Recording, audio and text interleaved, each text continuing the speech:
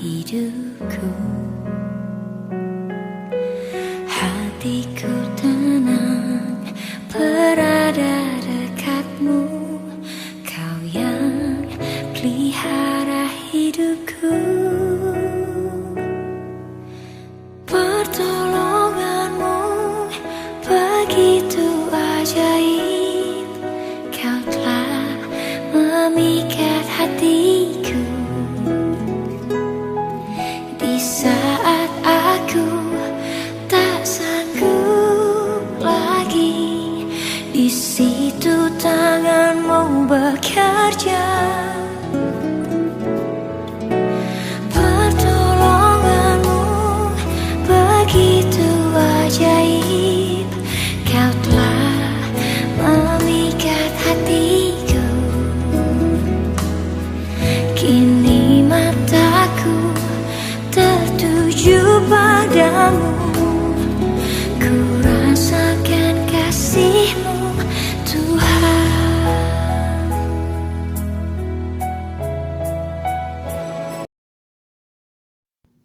Shalom saudara yang terkasih di dalam nama Yesus Kristus.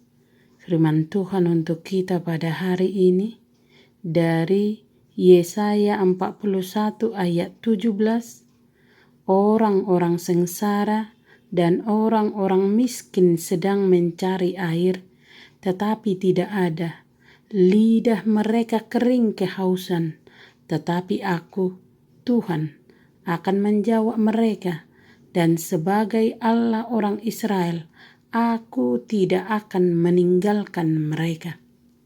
Ketika umat Israel dalam tawanan, baik selama di Babel maupun dalam perjalanan kembali dari Babel, mengalami kesesakan akibat kekurangan air dan tempat perlindungan. Berjalan melintasi gurun pasir selama berhari-hari bukanlah perkara yang gampang. Dalam perjalanan panas dan haus, orang sering disesatkan oleh fata morgana, seperti melihat mata air. Umat Allah pada firman Tuhan hari ini digambarkan sedang berjalan melalui gurun pasir dalam keadaan panas dan haus. Kita pun sering mengalami kesesakan ketika kita berjalan melalui perjalanan hidup kita di dunia ini. Setiap orang memiliki kesesakan masing-masing dan pergumulan yang berbeda-beda dalam perjalanan hidupnya yang serba kekurangan. Itulah yang dikatakan oleh firman Tuhan.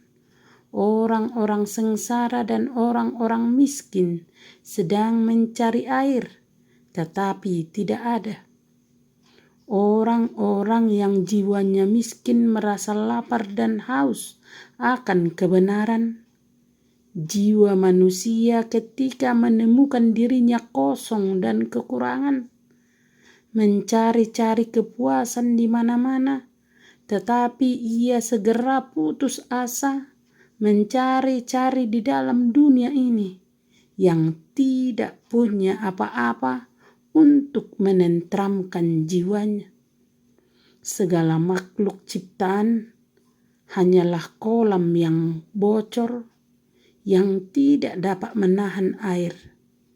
Akibatnya lidah mereka kering kehausan, dan mereka pun menjadi lelah mencari kepuasan di dunia yang tidak akan pernah mereka miliki.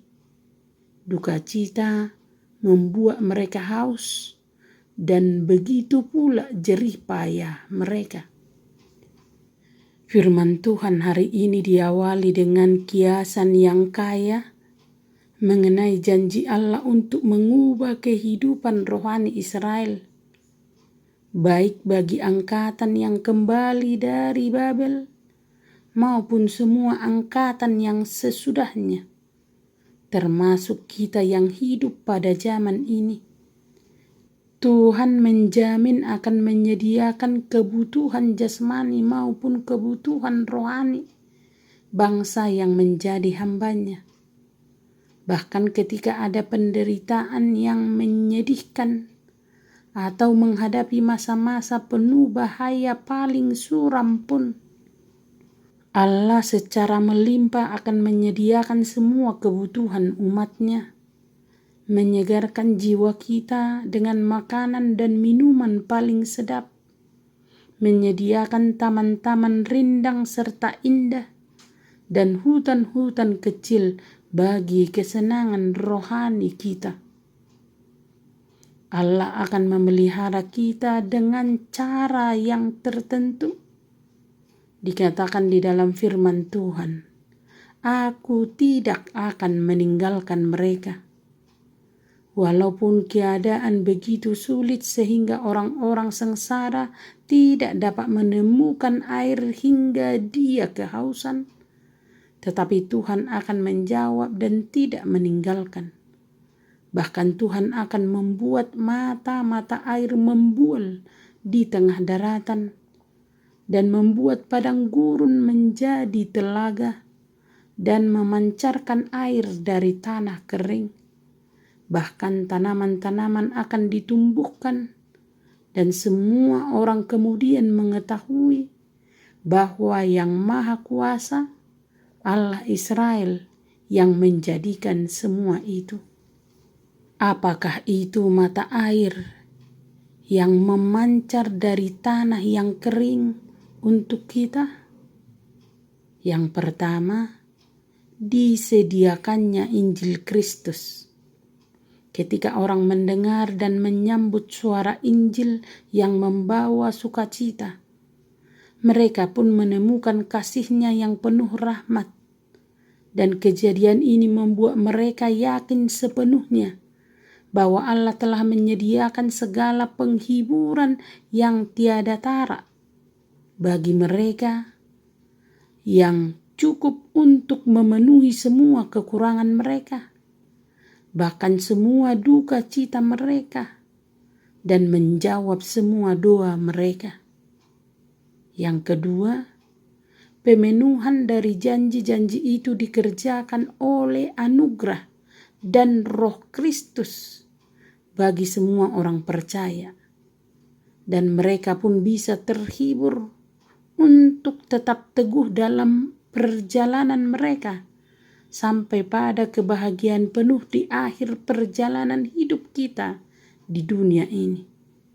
Jalan kita menuju sorga adalah melalui padang gurun di dalam dunia ini. Karena itu firman Tuhan yang menyapa kita dan menguatkan kita dalam segala kondisi hidup kita adalah, tidak ada situasi apapun di mana Allah yang Maha Kuasa tidak dapat menolong kita. Dengan demikian, kita tidak perlu takut kepada musuh yang marah, pada kelemahan diri kita sendiri, maupun pada keadaan yang begitu menyulitkan dan menyakitkan, karena ada Allah yang menyertai dan menuntun tangan kita. Amin.